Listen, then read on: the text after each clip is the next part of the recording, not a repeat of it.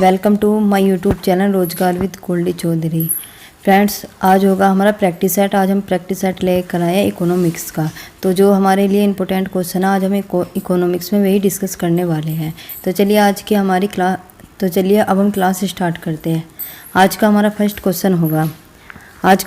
Question है, इसमें दिया गया है कि भारत में सबसे संपत्ति वाला राज्य कौन सा है। यानी कि भारत में जो सबसे ज़्यादा संपत्ति प्रॉपर्टी किस स्टेट की है। तो इसका सही जवाब क्या होगा? Option B, Maharashtra. महाराष्ट्र में क्या है? महाराष्ट्र में सबसे ज़्यादा क्या है? प्रॉपर्टी है। और महाराष्ट्र क्या है? महाराष्ट्र भारत का क्या है? स्टेट है। यदि आपसे पूछने लगे महाराष्ट्र की कैपिटल, महाराष्ट्र की राजधानी, तो वह क्या होगी? मुंबई होगी। और महाराष्ट्र को बॉलीवुड नगरी के नाम से भी जाना जाता है। किसे जाना जाता है? महाराष्ट्र को बॉलीवुड के नगरी के नाम से भी जाना जाता है। यदि पूछी जाए हॉलीवुड नगरी, क्या हॉलीवुड और बॉलीवुड में क्या होता है? डिफरेंस होता है। और हॉलीवुड जो है वो किसे कहा जाता है? वो कहा जाता है सेंट फ्रांसिस्को, जो कि भारत में नहीं है। और जबकि बॉलीवुड के नाम से किसे जाना जाता है? महाराष्ट्र को, यानी कि मुंबई को किसके नाम से जाना जाता है? बॉलीवुड के नाम से। किसका हेडक्वार्टर? तो महाराष्ट्र में क्या है? भारतीय रिजर्व बैंक यानी भारतीय आरबीआई का हेडक्वार्टर कहाँ पर है? मुंबई में। कहाँ पर है? मुंबई में। मुंबई का पहला नाम क्या था? बम्बई। क्या था? बम्बई था। ये क्या थी? हमारी पहले जो अंग्रेजों के टाइम में जो ब्रिटिश टाइम पीरियड था उसमें क्या थी? ये हमारी प्रेसिडेंसी क्या रही थी? मुंबई भी रही थी। और भी प्रेसिडेंसी थी, लेकिन उनमें से क्या थी? हमारी मुंबई भी प्रेसिडेंसी थी। क्वेश्चन इसमें दिया गया है कि भारत का कितने प्रतिशत आबादी कृषि उद्योग पर निर्भर है। यानी कि भारत का कितने प्रतिशत जो जनसंख्या है वो कृषि पर निर्भर है। यानी कि कृषि जो है भारत में कितने प्रतिशत पर होती है। तो इसका करेक्ट जवाब क्या होगा? Option C. क्या होगा? 58.9%, 58.9% जो पॉपुलेशन है वो किस पर है? कृषि पर डिपेंड है। और जबकि और जो नेक्स्ट इसमें दिया गया है कि राष्ट्रीय पदार्थ से राष्ट्रीय प्रद्यार्थ, ये क्या? ये है प्रद्यार्थ से जो सकल लाभ में कितना प्रतिशत कृषि उद्योग का योगदान है। जो सकल लाभ में आपसे पूछा गया है कि उसमें जो है कृषि का जो है योगदान वो कितना है। तो इसका सही जवाब क्या होगा? ऑप्शन फर्स्ट, 17.5%, 17.5% जो है वो जो कृषि का योगदान है। किसमें? जो जीडीपी में। क्वेश्चन इसमें दिया गया है कि जीडीपी के आधार पर भारत का स्थान है। यानी कि जीडीपी के आधार पर भारत का स्थान है को, तो जीडीपी के आधार पर भारत का कौन सा स्थान होगा? तो इसका सही जवाब क्या होगा? Option C, 7। तो भारत का जो जीडीपी में, यानी कि जीडीपी की फुल फॉर्म क्या होती है? ग्रॉस डोमेस्टिक प्रोडक्ट, यानी सकल घरेलू उत्पाद में जो भारत का स्थान है वह कौन सा है? तो वह है 7वां स्थान है। यदि बात करने लगे हम जीडीपी की कि जीडीपी का मीन्स क्या होता है, क्योंकि इसकी डेफिनेशन क्या पूछ ली जाती है, क्योंकि हर तरह से पूछ ली जाती है। जो जीडीपी है वो हमारी किस में आती है? वो आती है हमारी किस में? राष्ट्रीय इनकम में। यानी कि राष्ट्रीय आय में क्या आती है? हमारी ये जीडीपी आती है। तो जीडीपी की यदि बात करें हम राष्ट्रीय इनकम में, जो राष्ट्रीय इनकम को हम कितने पार्ट में डिवाइड करके चलते हैं? हम 4 पार्ट में डिवाइड करके चलते हैं, जीडीपी और जीएनपी से क्वेश्चन। तो यही पूछा जाता है ज़्यादातर कि जीडीपी क्या होती है और जीएनपी क्या होती है। डी से क्या होता है? डी हम इसे क्या है शॉर्ट तरीके से भी समझ सकते हैं। डी से का मतलब क्या होता है? डी का मतलब होता है डोमेस्टिक। क्या होता है? डोमेस्टिक का मतलब होता है घरेलू। और घरेलू क्या होते हैं? अपने घरों के अंदर होते हैं। घरों का अंदर का मतलब होता है जैसे कि हम इंडियन हैं, ठीक है, हम किस में रह रहे हैं? अपने देश में रह रहे हैं। अपने देश का मतलब हो रहा है हम अपने घर में रह रहे हैं। तो और जो कि और भी है वे भी इस देश के अंदर रह रहे हैं, तो वे भी इस घर में रह रहे हैं, ठीक। तो इस घर के अंदर जितने भी हो गए ना इनकम वाले, तो वे हमारे किस में होंगे? जीडीपी में। और जबकि जीएनपी यानी कि नेशनल, जो भी अपने ही कंट्री के, अगर अपनी ही कंट्री के हो और वे अदर कंट्री में भी हो, तो उन्हीं की क्या है? सिर्फ उन्हीं की आय को लिया जाएगा। उसमें सिर्फ अपने ही जो जिन्होंने नागरिकता प्राप्त कर रखी है अपनी ही कंट्री की, चाहे वे देश में हो चाहे विदेश में हो, चाहे वे सर्विस कहीं भी दे रहे हो, उनकी क्या है? आय को लिया जाएगा इसमें। तो ये था मीन्स क्या? जीडीपी और जीएनपी का। नेक्स्ट क्वेश्चन इसमें दिया गया है कि पीपीपी यानी कि परचेसिंग पावर प्रायोरिटी के आधार पर भारत का स्थान कौन सा है। यानी पीपी के अनुसार जो भारत का स्थान है वह कौन सा है। तो इसका सही जवाब क्या होगा? Option C, 7।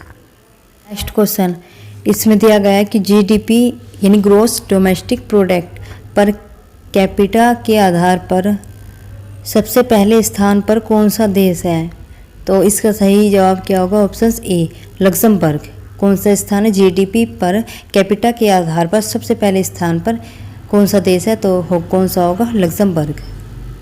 अर्थव्यवस्था है वह किस देश की है? तो वह है भारत की। किसके? तो भारत की अर्थव्यवस्था कैसी है? मिश्रित अर्थव्यवस्था है। और मिश्रित अर्थव्यवस्था का मतलब क्या होती है कि इसमें क्या है? पूंजीवादी, यानी कि पूंजीवादी और समाजवादी। क्या होती है? समाजवादी प्लस क्या होगी? समाजवादी। पूंजीवादी और समाजवादी दोनों से ही मिलकर क्या बनती है? मिश्रित अर्थव्यवस्था बनती है।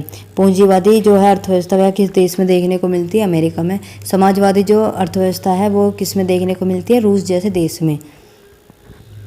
और जबकि भारत में क्या है कि जो भारत में है दोनों ही अर्थव्यवस्था है, पूंजीवादी भी और समाजवादी भी। यानी भारत की अर्थव्यवस्था कैसी है? भारत की अर्थव्यवस्था कैसी है? मिश्रित अर्थव्यवस्था है। आर्थिक क्रिया का उद्देश्य होता है, तो इसे पूछा गया कि आर्थिक क्रिया का उद्देश्य होता है, तो इसका सही जवाब क्या होगा? ऑप्शन सी ए और बी दोनों। क्या होगा? जीविकोपार्जन और मनोरंजन, ये दोनों ही क्या होते हैं? आर्थिक क्रियाओं के क्या होते हैं? उद्देश्य होते हैं।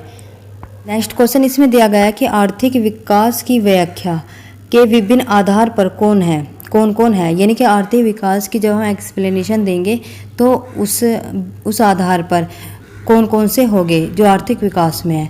तो इसका सही जवाब क्या होगा? ऑप्शन फर्स्ट सकल राष्ट्रीय उत्पाद। क्या होगा? सकल राष्ट्रीय उत्पाद, यानी जीएनपी। जीएनपी क्या होता है? आर्थिक विकास की व्याख्या के आधार पर जो है सकल राष्ट्रीय उत्पाद है। सकल राष्ट्रीय उत्पाद का मतलब क्या होता है? ये होता है कि जो जैसे कि मैंने जो इसमें क्या है इसमें क्या होता है? एक तो जीडीपी आता है, यानी कि सकल घरेलू उत्पाद। एक होता है सकल राष्ट्रीय उत्पाद, यानी कि जीएनपी। इसे क्या बोलते हैं हम? दूसरा जीएनपी, यानी कि ग्रोस नेशनल प्रोडक्ट, जीएनपी बोलते हैं इसे। और जीएनपी का मतलब ये होता है कि अगर कोई अपनी ही कंट्री का यानी कि इसे हम सिंपल लैंग्वेज में समझ सकते हैं कि जो जिस कंट्री का है और उसने अपने ही जो मतलब जिसने उस अपने देश की क्या नागरिकता ले रखी हो, सिटीजनशिप ले रखी हो, चाहे वो अपनी कंट्री में हो या फिर अदर कंट्री में हो, और वह किसी भी जो फील्ड में है सर्विस दे रहा है, चाहे अपने कंट्री में हो या अदर कंट्री में, तो उसे ही क्या बोलते हैं? हम जीएनपी बोलते हैं, यानी कि जो सकल राष्ट्रीय उत्पाद बोलते हैं। जैसे कि सपोज करो कि ठीक है, और वो इंडिया के अंदर क्या है? सर्विस दे रहा है, लेकिन इंडिया के जो और पर्सन हो वे क्या अदर कंट्री में सर्विस दे रहे हो, तो उसमें क्या होगा कि जो इंडिया के अंदर जो व्यक्ति पर्सन जो मतलब सर्विस दे रहा है और अदर कंट्री में भी दे रहा है, इन दोनों की क्या है? हम इनकम को लेंगे जीएनपी में। जबकि ग्रोस डोमेस्टिक प्रोडक्ट में ऐसा बिल्कुल भी नहीं होता। उसमें क्या होता है कि जो भी उस कंट्री के अंदर है, जैसे कि सपोज करो कि भारत के अंदर क्या है? इंडियन भी है, और इसमें क्या है? जो फॉरेन कंट्री के यानी कि जो दूसरी कंट्री के हैं वे भारत के अंदर क्या सर्विस दे रहे हैं किसी फील्ड में, तो हम क्या इन दोनों की जो इनकम को जो है ऐड करेंगे, तो वे क्या होगा? हमारे ग्रोस डोमेस्टिक प्रोडक्ट, तो यानी कि जो जीडीपी होगा वो। और इसमें क्या पूछा गया? इसमें पूछा गया सकल राष्ट्रीय उत्पाद, यानी कि जीएनपी। तो जीएनपी वही होता है जो अपने देश के अंदर कोई भी अपने देश का नागरिक हो, चाहे वो अपने देश में सर्विस दे रहा हो या फिर दूसरी कंट्री में दे रहा हो, तो उन्हीं की क्या है? इनकम को लिया जाएगा। नेक्स्ट क्वेश्चन इसमें दिया गया है कि निम्नलिखित में प्राथमिक क्षेत्र किसे कहा जाता है? तो इसका सही जवाब क्या होगा? ऑप्शन फर्स्ट कृषि क्षेत्र को।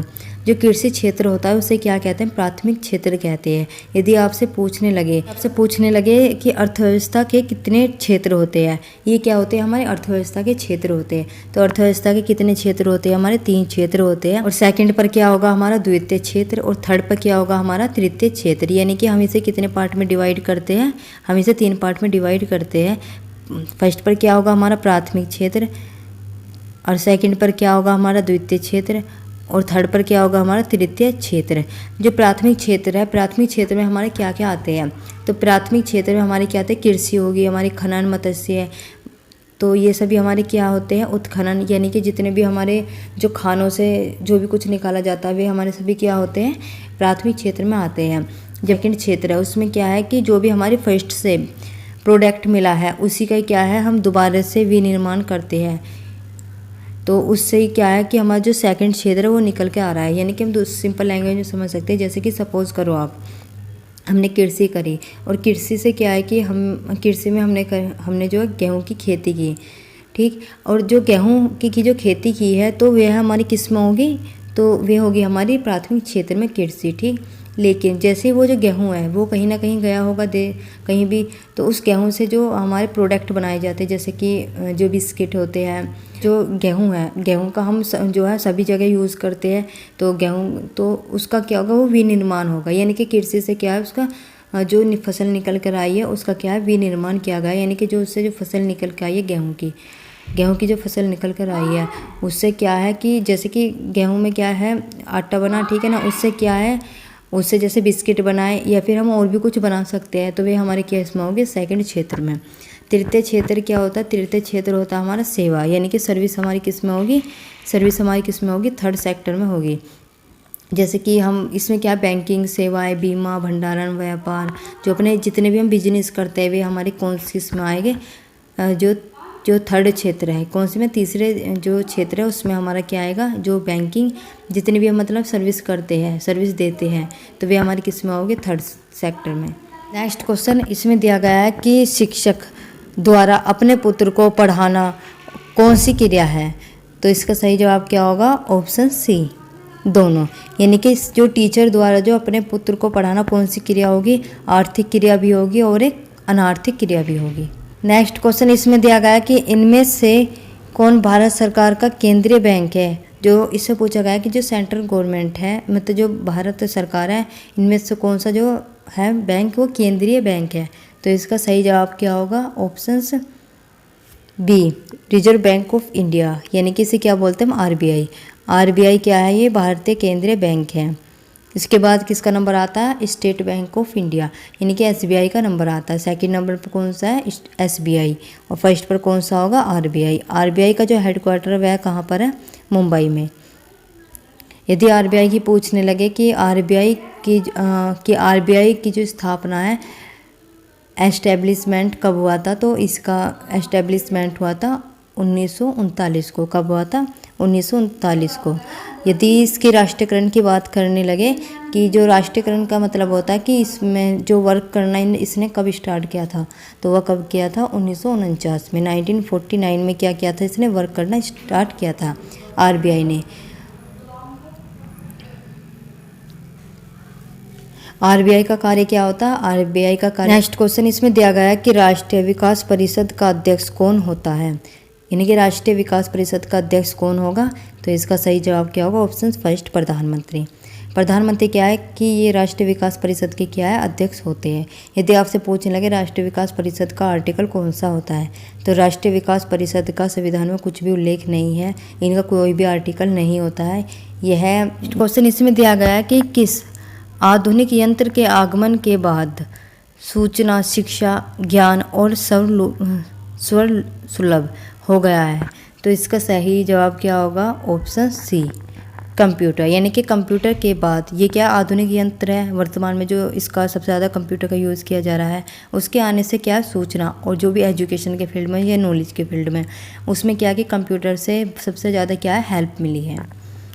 नेक्स्ट क्वेश्चन इसमें दिया गया है कि व्यावसायिक बैंक का राष्ट्रीयकरण कब किया गया था, तो राष्ट्रीयकरण जो व्यावसायिक जो बैंक का राष्ट्रीयकरण कब किया गया था, तो इसका सही जवाब क्या होगा, ऑप्शन सी, 1969 में क्या है, व्यावसायिक बैंक का क्या किया गया है, राष्ट्रीयकरण। यदि आपसे पूछने लगे कि जो ये व्यावसायिक जो बैंक थे, कौन से व्यावसायिक बैंक जो जिनका जो है राष्ट्रीयकरण जो 1969 में किया गया था, उनकी संख्या कितनी थी, तो उनकी संख्या कितनी थी, 14 थी। तो ये आपके क्या थे कि 14 तो थे आपके व्यावसायिक बैंक, और साथ में क्या थे आपके 6, कितने, 6 जो थे आपके कैसे थे, निजी बैंक। यानी कि जो प्राइवेट जो बैंक थे वे कौन से थे, निजी बैंक 6 थे। और यदि आपसे पूछने लगे जो ये 6 बैंक इनका राष्ट्रीयकरण कब हुआ था, तो इनका राष्ट्रीयकरण हुआ था कब, 1980 को। कब हुआ था, 1980 को इनका राष्ट्रीयकरण हुआ था।